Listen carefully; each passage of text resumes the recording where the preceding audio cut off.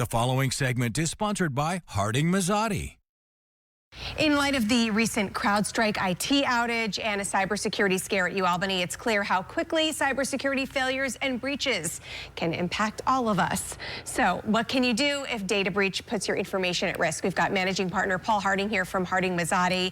Thank you for being here with us to talk about this. So what can you do? How can you act if your information is put at risk? Well, you hope the professionals are doing their thing, but from your perspective, change that password as quickly as possible. And then with the two-factor authentication, that makes it virtually impossible for someone who has some of your information to steal from you.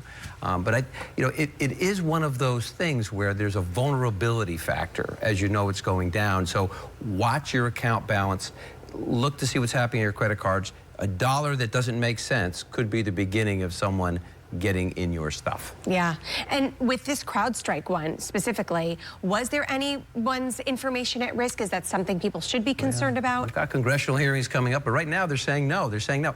It was a faulty update, but what really hit home was how a faulty update from a company that most of us hadn't heard of until that day, including me, that it delayed hundreds of planes internationally. It affected healthcare, it affected financial service. It really pointed out how we are so interconnected, in this computer age. I mean, we sort of know it, but when you see it going in live time, there's some vulnerability for all of us. Yeah, with a data breach or even in a situation like that where it just kind of outs your business for a whole day or a couple days, is there legal action or recourse that people can take?